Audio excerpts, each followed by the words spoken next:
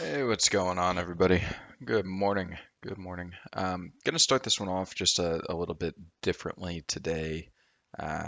Figured, now that we hit level 50, we'd be able to progress to a point where I could at least speak about my take on the game.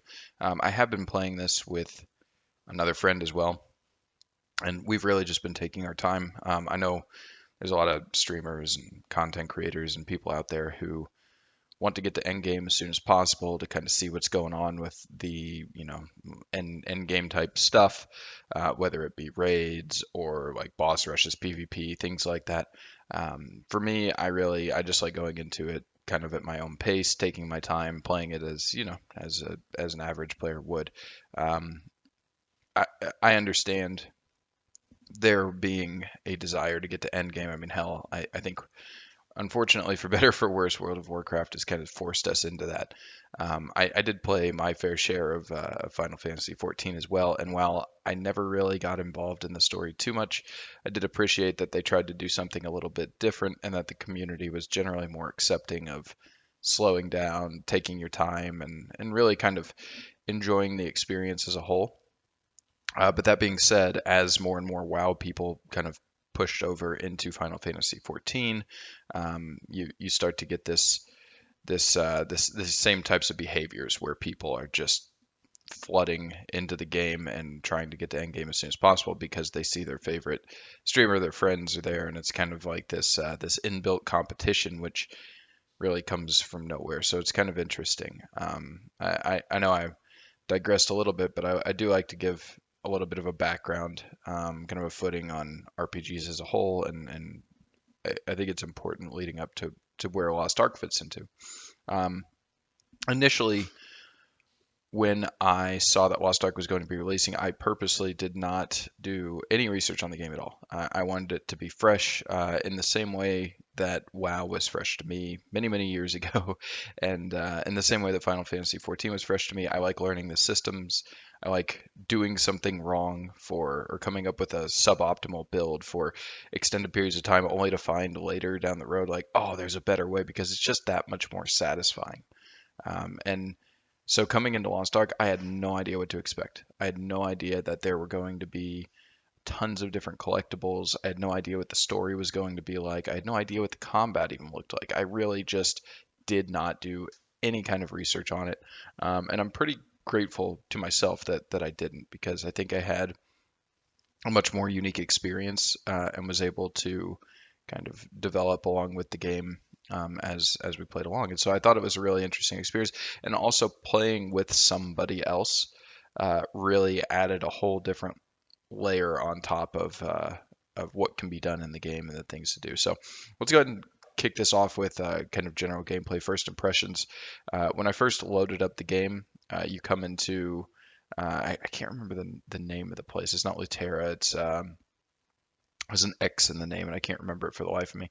But this area where you have your starting and you pick your specialization and your class and all that good stuff.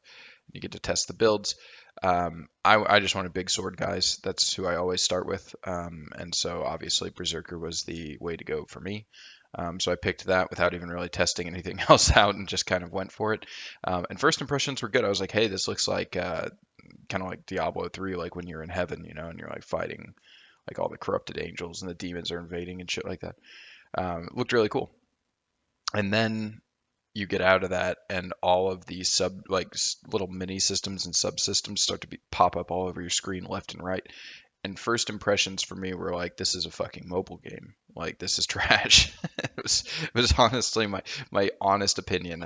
Maybe like 30 minutes to an hour in, I was ready to quit. I mean, it was so incredibly overwhelming. All the shit being thrown at you and presented to you. It's like, instead of saving and kind of drip feeding that a little bit through, or saving that until end game when you get kind of inundated with all of these different subsystems, they really just boom, you're in the game. Here's like the half of them basically. Um, Not to say there isn't a little bit of drip feeding, but there's a lot being shoved down your throat as soon as you log into the game the first time. So first impressions were pretty bad, to be quite honest, especially coming from more Western. MMORPGs didn't really click well. I played a little bit of BDO, and it was a similar feeling where it's like you literally walk 12 feet to the right, talk to a person, and then 30 things pop up on your screen, and it's all flashy. And like that's just not what does it to me. I prefer like clean UI, more focused on not necessarily story, but like core gameplay and atmosphere. Atmosphere is really important to me, and having a million and one things popping up makes me feel like I'm at like a fucking casino, and I don't like it. I like being kind of in the world, and anything that's popping up on the screen really detracts from that for me personally. Um, One of the reasons that I played WoW so long is that you could really hide a lot of that with custom add-ins and things, and so that really kind of turned me off initially, but I stuck with it. I figured, there's huge hype. I was checking the Steam chart numbers, and I was like, there's a lot of people playing this. There's got to be something here. So I kept pushing through, and probably by the time I was like level 18, maybe 20, something like that, I was starting to get it. And I was like, okay, this is kind of cool. And then you start having like some of your first like really cool dungeons, and you're like, wow, okay. I think there was one like the Lost King or the King's Tomb, something like that. That like after you get Lutera access to Lutera Castle and all that, and that dungeon was like, holy shit. It was like in Lord of the Rings, it's at the Belloc or whatever, in the Mines of Moria, when Gandalf fights it. That's what it reminded me of, with the thing like climbing up the fucking walls and you're fighting it. It was awesome. It was really cinematic, really beautiful the way it all played out, and I've really kind of been hooked ever since. Um, I think the early subsystems with the cards and all that different stuff, they're fun, but they're not really what keeps you in the game. What keeps you in the game is what you get after you get Lutera Castle, and that's like the the sailing, a lot of more of your kind of end game focused grind. You start realizing that like, oh, okay, you can actually trade in these Makoko seeds for different things, and like you have your Ignia tokens that you're kind of going for your completionism thing. And so that's when it really clicked for me, and I've really been enjoying it. But the whole time I've been really cautious, I guess, about really getting super invested. And I think a lot of that has to do with the cash shop and the way that there's so many different energy bars and time gating and things like that. Um, it just lends itself to this pay to win model, and it's something that I did a whole video on it. So if you're curious to see my takes, that's out there on the YouTube channel. But it really bothers me knowing that it's there. It's like it's pulled the veil away, and I know that it's there. People will obviously debate whether this is pay to win by their definition, but um, I, my definition isn't okay. Well, you have to define win, because that's everybody is going to have a different definition of what winning in a game looks like. For me, I define pay to win as, do you question how the person got what they got? And if the answer is yes, then it's pay to win. In the same way that in FPS games, it really pulls the veil away when you start to question if the person won because they were hacking or not, and that's when the player base leaves. This is the turning point. If you question how the person got what they got, then the game is pay to win, right? And so in my mind, this game definitely is pay to win. I think most people agree to that, at least that I've seen and talked to. And because of that, it has kept me from getting as invested as I think I would have normally been in the game. Be curious to see where Amazon takes it. Obviously, being as prolific as it is right now, it's top of the Steam charts. I think if they do too much pay to win stuff, or put too much of that in the game, they're obviously going to lose a good chunk of their player base. And right now, I assume they're making a killing off just crystalline benefits, right? As soon as the month lapses and people need to renew, I'm going to assume they're going to get a lot of people to renew. But and so that's a good chunk of change. But if they start going to see if they can get even more dollars out of it by pushing things like the life energy potions and things, I see a lot of people leaving. And I just don't think that they're going to be that stupid to try to push that, given how successful it's already been. I think if this was like a new world, then yeah, try to monetize the holy shit out of it, because nobody's playing anyway. So you gotta tap into the player base that you have and get all you can out of them. But in this game, there's enough people playing. I think all you need are skins and a crystalline benefit membership, basically, and you have a very successful MMORPG to rival WoW, and maybe not Final Fantasy 14, but definitely WoW in its current state.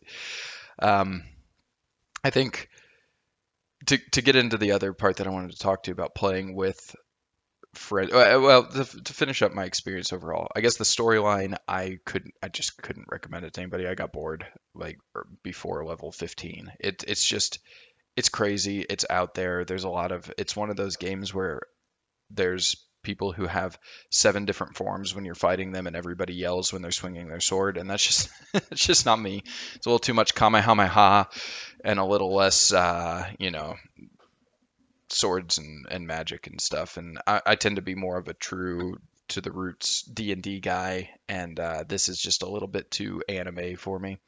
Doesn't mean it's a bad game. It's the same reason I didn't care for Final Fantasy 14. I don't like when you mix guns and swords and stuff. I know WoW does it, but this one's a little bit more in your face, like steampunk swords and gun lancers. It just doesn't work for me personally. It's not my taste. Um, that being said, it's still a very fun game, and you could play it how you want, kind of customize your guys you want. But I could never see myself really getting too invested, just given how much things don't work together. Things just don't mesh, right? Like, see, even the ships, like here in the background, you have a ship with a big steampunk wheel, and then you're gonna have some dude with like rocket launchers or like machine guns standing on there, a mech suit. Like, none of that fits the feel right here, and that's something that always kind of turns me off. But aside from the story kind of lacking in any real engaging aspects, it's fun to play through. There's enough side quests, enough variety in quests that you do enjoy doing it. I will say by the time you get to maybe mid to late 30s or definitely early 40s, you're wanting it to be over. You're wanting to hit the cap, the level 50 cap, so you can open up the rest. Because there's only so much you can do with an isometric style game. To be quite honest, I mean they've done a lot. There's a lot of unique quests, a lot of unique dungeons, but you're just wanting to unlock it at the end. But that's also a good aspect because it keeps you coming back. I think it's the reason that you see so many people playing. So it is it's good for what it is. I found it very enjoying and or very enjoyable. Experience overall. Now, I have been playing with the crystalline benefit, so I didn't have to pay for any of my transportation or anything like that, at least from porting through the triports. I don't know how it would be if I didn't have that active. I imagine it would just suck having to spend that much money because I teleport a lot. And so I do think the game is definitely meant to be played with the benefit, so I can't speak to how it is to play it truly free to play. But I imagine it's a fairly similar experience, being that the benefit doesn't offer too much. It just gives you enough extra, like few extra little niceties that really kind of help you out. Now, moving into playing with friends, this is where I think the game really stands out compared to other MMORPGs. Like WoW is pretty much a single player experience these days. Final Fantasy 14 I always found to be very single playery. In fact, that's what people say. It's kind of like an RPG first and MMORPG second. In this game, I've had a freaking blast. So my buddy is way lower level. He hasn't been playing it much. I think he's like right around level 20 or something. I've been level 50 for a bit. But we're spending time just going back to some of the starting areas in like West Lutera and stuff and just going for completionism. Like not looking up guides, just running through, trying to find Makoko seeds, trying to find the hidden quests, trying to just farm mobs and stuff, and it's fun, man. Even going back as a level 50, I'm running through dungeons that you just one shot everything with them. It's fun looking for the hidden doors, looking for the little nuances of the dungeons and stuff. It's a lot of, I mean, this game when it comes to the completionism, I was a little hesitant on it at first, but when it comes to that aspect, it's a blast with friends. Now, doing it by yourself, I found to be pretty boring. Um, I never really enjoy going for completionism stuff by myself. But if I were to pick a game where it's like just casually pick it up and like try to clear an area, clear like a continent or something of the completionism stuff, this is the game I would go to. It's a lot of fun. I guess from that aspect, it's awesome from a multiplayer experience. Obviously, I haven't. I've done a little bit of matchmaking on the dungeons and stuff, and that's cool. I could see where raids would be fun. The whole isometric combat, it feels amazing. Uh, I it's not my personal favorite. I do prefer kind of like the standard tab target, like WoW style combat. Even ESO, I think I prefer, like Elder Scrolls Online, I think I prefer to this style combat, but the grouping up of enemies and the heavy attacks and just kind of destroying mobs is really fun in this game. For what it is, it's a blast. I don't know that this will ever be a replacement for like a traditional MMORPG for me, but I have really enjoyed my time, and I do continue or expect to continue playing it periodically. Although it probably will, probably set it down here shortly, especially with Elden Ring coming out soon. But anyway, just wanted to give kind of my thoughts on the game. I've really enjoyed it so far. I hope the pay to win doesn't get too invasive. It's not really too bad now. It's better than a lot of games out there. But again, I was pleasantly surprised. My initial impressions were very bad. Having not done any research on the game, the first hour, 30 minutes to hour of gameplay, I was ready to quit. Fast forward now to where I have a level 50 character. I've been playing it for quite a while. It's good. I think it's very good. I think it's definitely worth a shot. I would even say it's worth picking up a crystalline benefit and getting a sub for a month or two if you really want to experience kind of being able to pop around all the different places like the game intends you to without needing to burn through all your silver. I think it's a blast. I would recommend it. I don't know that I could see most people. If you're a big fan of WoW and you're looking for a replacement, I don't think this is it. I think there's too many annoying things, and the pay to win is bad enough that the imbalance is going to be seen as soon as most people get into endgame. I think we're already getting to that point now, and I think you're going to see a significant drop off in the charts when people really realize just how pay to win this game becomes. Um, it's just the nature of it, and just the nature of kind of these Eastern MMORPGs. But hey, like I said, it is what it is.